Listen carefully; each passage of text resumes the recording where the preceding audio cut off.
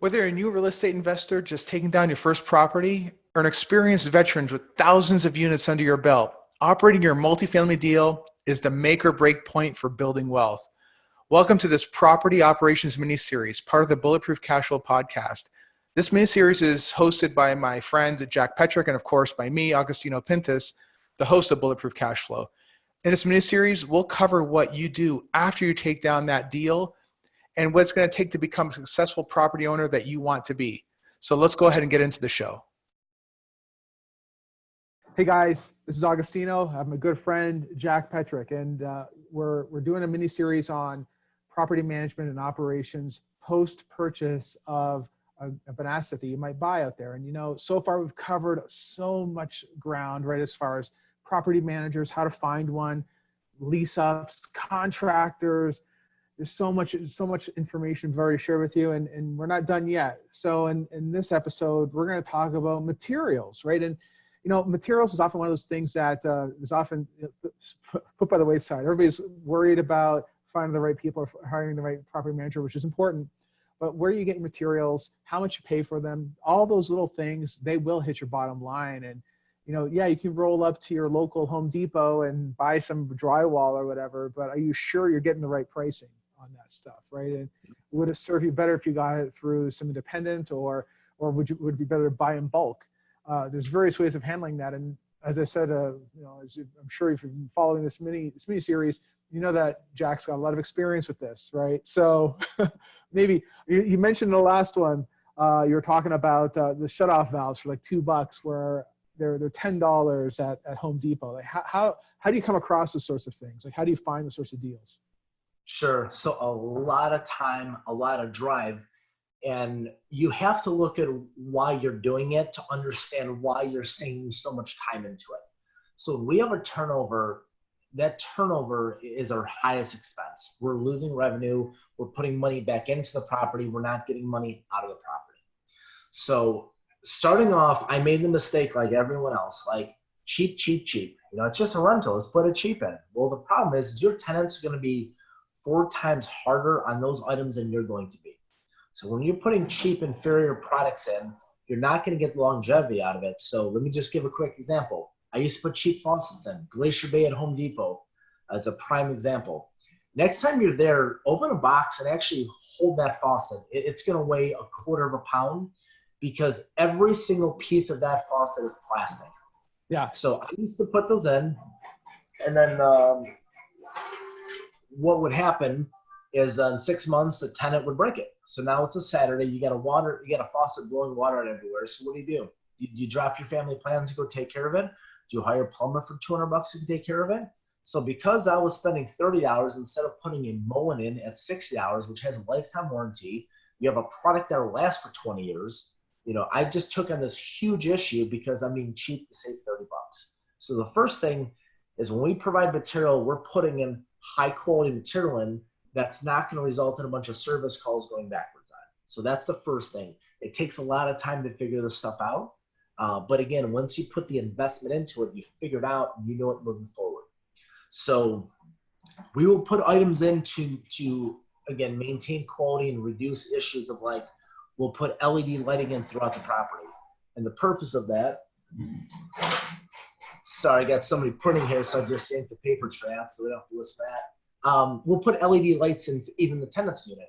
And here's why. The bulb goes bad, the tenant takes down the globe, they break it or throw it away, which happens. And now you got to go back there and change the light out. So now your maintenance guy now has to drive to Home Depot, buy a light, come back. He might stop at McDonald's, get a coffee, goes to put the light in, realizes the ladder's gone, puts it off. A simple task like that could take 2 hours to do. So we put LED lights in so that once we put them up, we don't have to touch them. Another thing that we'll do, we put in sealed lithium-ion smoke detectors so we don't have to change the batteries for the next 10 years. Like right now, we have 645 units. And if we had to change the smoke detectors out every year, think of what the cost of that is. Think of what the logistics are of going to every apartment and change it out. Think of how much money that's going to cost. We'll put luxury vinyl flooring in so we don't have to deal with, the carpets getting stained and ruined and ripping them out. So the decisions you put in for higher quality are going to save so much money in the back end. It's going to save on maintenance calls. It's going to save on tenant frustrations. And the less time you're spending the units doing that, the more units you can buy and you can be remodeling. When we go into a property, we have a material list that we put together all of our standard go-to items. We will identify how many of those items we need for a unit turn. So if we got a property that's got 2 bathrooms, that's 2 toilets, for example. So we completely fill it in. And then on the spreadsheet, we can input how many apartments we're remodeling. So once that's filled in, we'll hit 10 apartments. That'll say, we need, 10 toilets and 10 this, 10 that. And then we take them and we can place those orders. Through the years, it's just taken a lot of years of going to vendors and fighting and negotiating to get the pricing that we have. But the way that I look at it is if I spend the time and I can have a significant price savings, I can have that savings again and again and again and again. So it's a constant paying benefit. One example on that, we needed a luxury vinyl flooring was our highest expense. We were buying, we're going through a lot of flooring. So I found out about the International Las Vegas Flooring Convention, and it was the following day. I had no hotel, no car. I had nothing lined up. I literally booked a plane ticket. My wife said I was nuts. Flew out there, rented a car on site, and the first 4 hotels were booked up because there was 3 conventions going on. So I had to go way out. I figured it was a time sacrifice to do it. I'm not into Vegas. So for those of you you go to Vegas, what a sacrifice. I'm not into Vegas, but what I did was I found 50 manufacturers of flooring out there, all those being overseas. I found a supplier that's 3 hours away from me, and I cut my cost from about almost $3 down to $1.22 a square foot. So for every container of flooring that I buy is a savings of over $35,000 per container. So each building that I buy, I'm saving between $30,000 to $60,000 per building, just because I made that one-time decision to go out there to take care of that. Yes. So we talked about. Go ahead. But Jack, but I think something to touch on is it's not always the big box retailers like your Home Depot or Lowe's that have the best deals. Sometimes it's these independent ones that will compete. I mean, they're trying to stay alive. They're going to compete for business, right? So yeah, maybe you could find something on sale at Lowe's, but it's okay to go to a local guy and say, hey, look, I want to do business with you. I want to build a relationship, which is important. This whole business is built on relationship. And you say, I want to buy this flooring from you. Here's the pricing I'm getting at Lowe's. Can you beat it? Sure. Or can you come when you have better? Absolutely, and to your point, when you have volume, people will make a whole lot of other concessions. So Sherwin-Williams takes care of our paints. I have great pricing, but the bigger advantage, they will deliver for free. Anything we need, we call them in the next day. They're delivering to the property because, again, your cost of doing a job is labor, material, and downtime. Don't forget about the downtime. That's the one that's really cleaning you out right now. So the faster you can get the material there, the better. The flooring, like I said, we have a private label relationship we're able to develop because we took that extra step that most people wouldn't do. Lowe's does a lot of our work for us right now. We have incredible pricing, but we've paid our bills. We order a lot of material and we've negotiated that. You have to ask for it. You have to shop. You have to put the time into it. Another thing that's really critical is if you're providing the material for a job site, you have to make sure the material's in stock, and there has to be systems in place for that. So we've created a checklist that basically shows, if we're doing 1, 3, 5, 7, 10, 12, 15, and 20 apartments, how much material should we have if we're doing those many unit turns? So if we're turning over 10 apartments, we need 10 sinks, 10 faucets, 10 this, 10 that. So then that's going to create our metric of what we need to have on site. Then we go into our material room that we're now reorganizing to correspond with that checklist, and we're doing inventory. We need 10 toilets. We only have 3 on stock, so we need 7 more. So that's been a tool that we've developed recently that's been super helpful for us. But somebody on the team has to be responsible to track that and keep an eye on that and to verify that the material's in stock. When the material's not in stock, your jobs are shut down, your guys can't work, and it shuts the business down. And just because you're handling the material, let me rephrase that. If somebody else is handling the material, like a general contractor, if your sub's doing it, doesn't mean he's doing a better job. What often happens when you have a contractor doing it is they're making 15 trips in a week to Home Depot to pick stuff up. So there's a lot of time inefficiencies with that as well.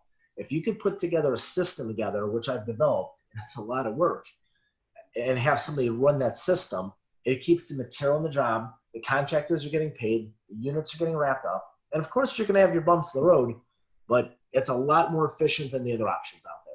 That's right. That's right. It's huge. So the big takeaway here, guys, is that you're going to feel like you always have to save money, and you're going to get that cheap smoke detector for $6 instead of getting the lithium ion one for 15, right? Listen, Yeah, I promise you, you put in that cheap one, you put the 9-volt battery in it, that 9-volt battery will be gone in a month. Somebody will actually go into the hallway, grab the 9-volt battery and put in their remote control because they don't want to go to the dollar store and get a $1 battery. You're spot on that. You know, how many times I've had units that I've walked into, even in good neighborhoods, the smoke detectors in the kitchen drawer, the whole walls are yellow from the amount of smoking through all the years. You've got kids in an apartment, there's no smoke detector protection there. Like, I was a fireman for 15 years. I left that profession to transition into doing this. And I mean, people still today die because they don't have smoke detectors. So like, honestly, that one, just to send that point home, like by putting a lithium ion smoke detector in, and secondly, anywhere where there's a gas source, you better have 2 carbon monoxide detectors because if the one fails, you have a secondary backup. But people literally today are dying because of that. So do the responsible thing on that and make sure those kids are safe. Yeah, guys, it's not worth the liability of trying to save $10. It just isn't. If you're going to spend the money and spend the time buying an asset, do it right. Put the better materials in there. Don't put those plastic faucets in. Don't do stuff like that. You know, get the better flooring. It's worth it. It totally is worth it because just as Jack pointed out, that if you do have that cheap smoke detector in there and it's gone, you go to turn the unit, you're gonna have to replace it again anyway. So, you know, you might as well get the lithium ion one, right? Simple as that. Simple as that. All right, guys. Well, thank you so much for joining us on this episode. All right. Love to hear from you. So if you have any questions that you want to ask us, please, bulletproofcashflow.com. You see a little widget at the bottom that say ask a question. Go ahead, hit that button. Little window will pop up. You can hit the record. You can actually speak your question directly into your phone, right? If we use your question on the air, we'll send you a gift, and it's going to be totally cool. It's going to be rad. You're going to love it. Okay, so always want to hear back from you too. So if you're liking what you're hearing, you're enjoying what you're hearing, please leave us a comment, rate the show, and of course, look forward to seeing you in the next one. All right, so take care. Talk to you soon.